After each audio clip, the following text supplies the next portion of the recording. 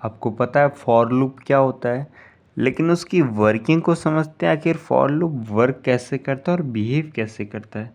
तो सबसे पहले आप समझ लो फॉर एक कीवर्ड है, ये आपको पता है। इसमें तीन चीज़ें आती हैं, तीन पैरामीटर्स आते हैं, स्टार्टिंग का, एंडिंग का और ऑपरेशन का। यानी कि अगर आपको फॉर लूप यूज़ करना है तो आपको ये तीन चीज़ें देनी पड़ेंगी। तो क्या ये कंपलसरी है? नहीं। आप चाहो तो तीनों के तीनों दो, चाहो तो दो दो, चाहो तो एक भी मत दो। क्या मतलब, देखो समझाता हूँ। सबसे पहले क्या समझो कि आपको मान लो मैंने कहा 0 से लगाए 100 तक के नंबर्स को प्रिंट करना है, तो आप फॉर लूप की मदद से कैसे करोगे? चलो आओ देखते हैं। तो सबसे पहले आप क्या लिखोगे? फॉर लिखोगे, ये आपको पता है। स्टार्टिंग यानी कि सबसे पहले आप एक वेरिएबल बनाओ, लेट आई, एंड आई की वैल्यू दे दो स्टार्टिंग की 0, स्टार्टिंग दे दिया।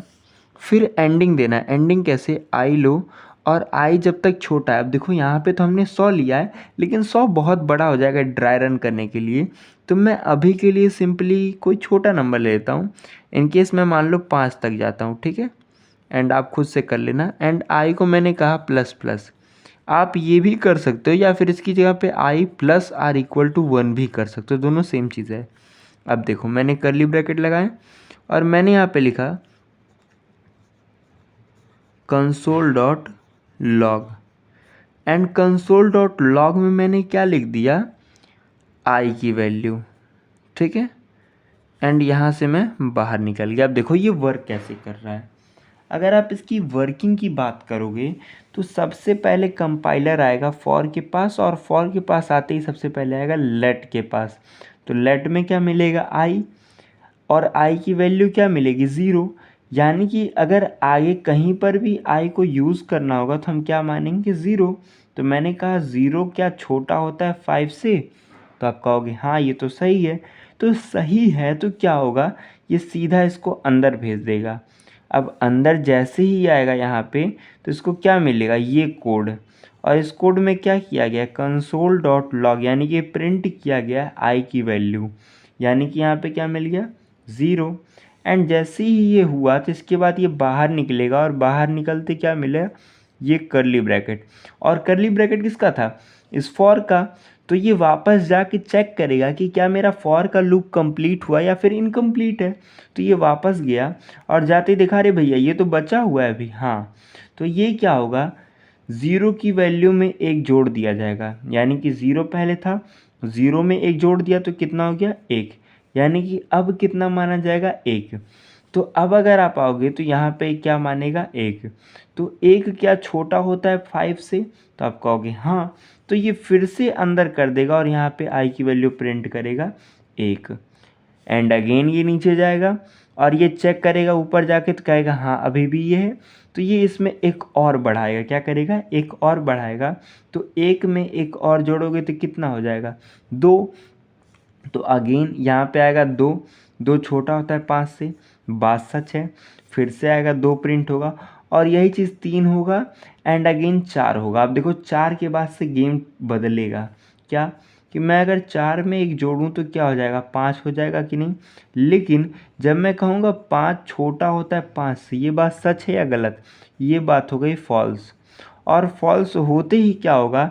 ये कोड इसके अंदर ना जाकर ये कोड सीधे बाहर निकल जाएगा, एग्ज़िट कर जाएगा।